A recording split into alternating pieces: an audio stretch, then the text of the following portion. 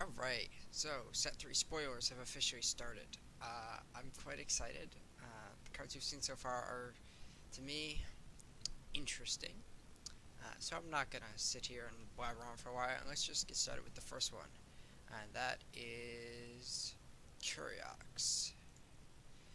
So this was the first card they decided to release in this expansion.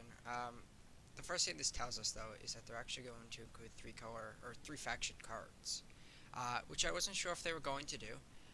Basically, it's I wasn't sure from a design perspective if they wanted to do it with this idea, or if they wanted to develop the two faction pairs further before they actually started moving into the three faction cards. Now, this is not saying they can't focus on two faction pairs and maybe have like one, we'll call it like godlike figure or some sort of legendary thing.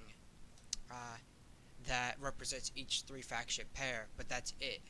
Or maybe we get like a three faction legendary plus a three faction spell, and that's it. Or maybe a stranger. That seems. I don't know if that will happen. But I'm hoping they don't go too far with this three faction mechanic. But let's actually look at the card. So I think one thing to quickly mention is I think it's actually easier to cast cards like this than it is to cast cards like Heart of the Vault and Ikaria, which have triple triple. This is because like a Praxis Banner covers two of these, but it's not like drawing a time sigil is then bad. I haven't done the math on this, but this is just what I'm thinking. I think if you're in these colors, it's probably easier to get two of each than three of two, especially if you're in a three faction deck like Armory is. It's probably harder to get the influence for Ikaria. But I could be wrong, and I could be talking out of my ass. But 6 mana 5/5 flyer is interesting. It's an okay stat line. Does still get blocked by Sandstorm Titan. The next side of text, though, +2/+2, where you have a relic, is interesting. Now, I'm going to talk about that after I read the ultimate, because I think they correlate with each other. The ultimate of when it hits the enemy player, if you have 5 or more spells in your void, create and draw Dragon Eye. So basically, draw 3 cards.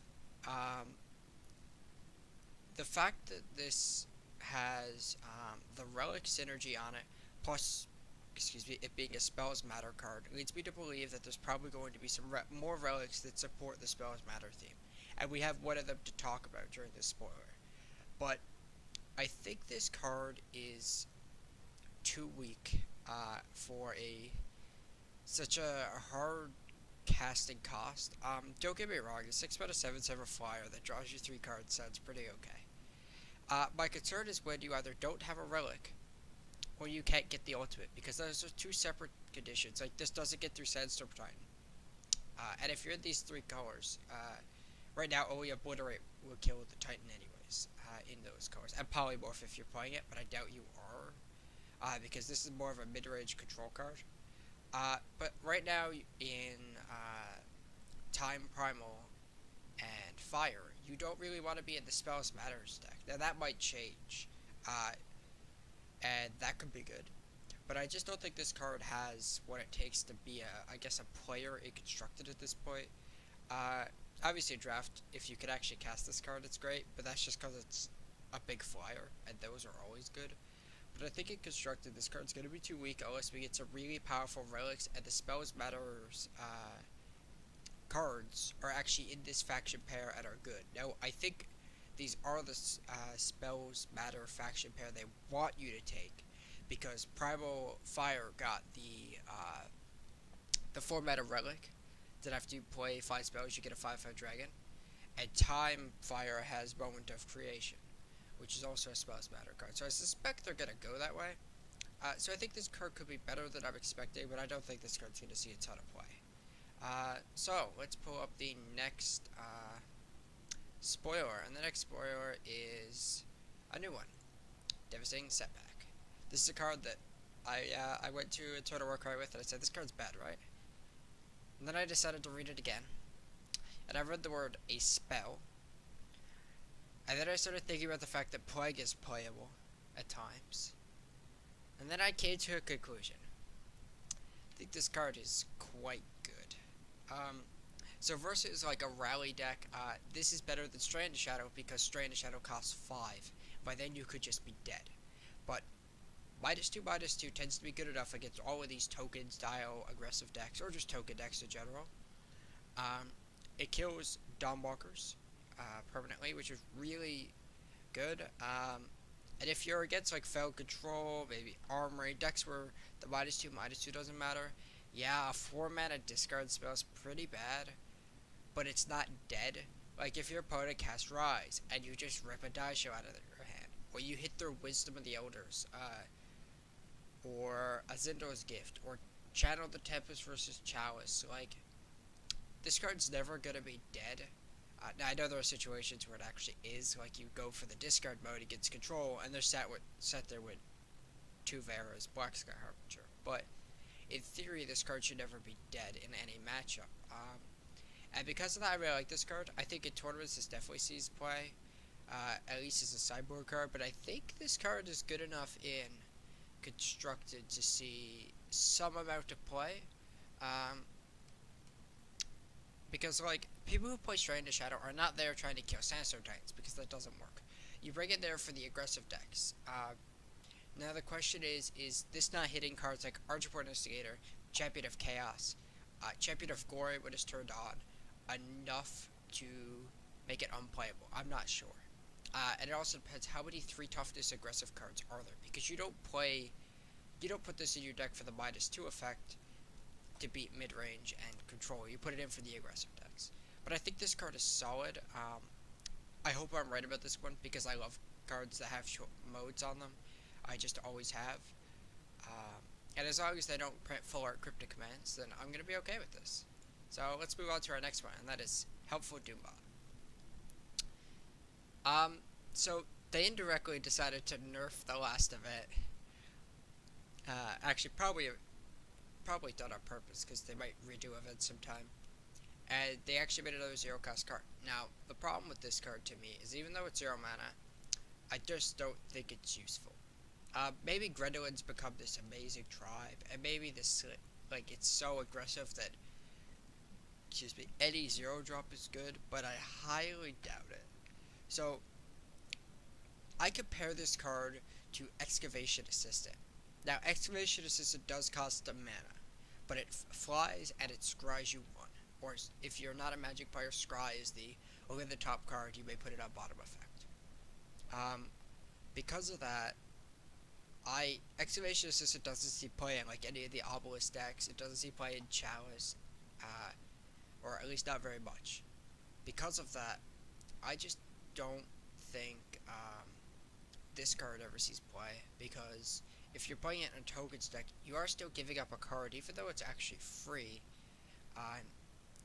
You're giving up a card to have this effect, and if you wanted an 0-3 for blocking, for example, then why are you not playing something like Excavation Assistant? So I just don't think this card's playable, even at 0 mana. But it is fun that they decided to nerf Trail Stories if they ever run back the last event again. Alright, let's go on to our 4th card. Jotun Punter. So the stat line's really uninteresting as a 2/6. One thing to note is it's not a Yeti in itself. The pro to this is you play it and you exhaust it, so you can do it the turn it comes down. And you buff a Yeti and give it flying. The problem is you play a card that requires you to already have specifically a Yeti on the board for this to be good. Then that Yeti is stunned. So like if you could get the dream like an infiltrate or something happen. That maybe, or you could play this, you have that 1/1 Yeti, and boom, you hit for 5 and you win. Those scenarios could happen. But I think this card is just so bad when it's like unless there's maybe a ton of really good infiltrates or something, I just don't ever see this card seeing play. The stat's too bad. It's only there to help other cards, so it can be kind of win more. And it also still doesn't help against like Sandstorm Titan, which is part of Primal's issue in general, is their answers to things don't affect Sandstorm Titan unless it's Polymorph. And because of that, this doesn't help fix the problem that Yetis currently has. Like, I've tried to build Yetis as Skycrag, and it just doesn't work out. Did my face cam just freeze? If that just froze, then whatever. I'm gonna move on with my life because I just saw it on my screen and I'm like, I definitely was moving my mouth. But let's look at another card.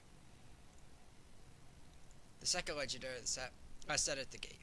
So for one, keep in mind, this is not easy to cast. So this is going to be very hard to play at a 3 faction deck, unless you think this card is incredible. It's also 7 mana, but the effect is pretty interesting. So you get 9 mana worth of creatures. You get 3 Minotaurs with Endurance. So you get a 6-9 Endurance worth of stats. And you summon, and you get a 6-6 hammer, and that hammer has no effects. It's just 6-6. Your health becoming 1 is also kind of interesting. So you're actually at 7 because 6 armor. But I think I'd rather play a card like Leave a Witness or Harsh Rule instead of this as my comeback mechanism. I also think this card, like, you could say, well, it's okay when it's ahead or you're on parity, and then you just die to, like, obliterate. Also, the fact that you can, like, you obviously want to use this hammer to kill minions, and if that's the case, then you're now dying, and you're getting closer to that 0 mark. Like, Armory stops wanting to use cards like Sword of Icaria when it gets super low because it doesn't want to just die to Avera's favor or something. So my concern is, like, you play this, you hit their Sandstorm Titan, and your opponent goes Torch. And then you went from maybe being at, like, a 2-turn clock or something to just dead. Because you decided to try to make a value play. And it's instead of putting, like, Leave a Witness or Harsh Rule in your deck, you put Last Stand at the Gate. I just don't think this card does it. I also think the factions that sometimes you don't get behind early, come back late, which is what this card does, you actually want to have them happen, or you want that style effect in, like, a 2 or 3 faction deck. Casting this is not easy in a 2 or 3 faction deck, so I just think there are way better tools than this card. Although I think it's super interesting and I love the design and I want to play with it, it doesn't make it good. Now, I've saved the best for last. I'm not sure it's the best, but it's definitely my favorite, and that counts for something. Yep. I played a lot of Prophetic Crucifixes in my life, so for those of you who've never played Magic, there was a 5 mana 2/3 that at the beginning of your turn, of each turn, untap all your lands and creatures, and all your creatures had flash, and I believe all your spells were instant. If I remember right, I don't know, it's been a couple years, and my short-term memory, well, my memory is just awful.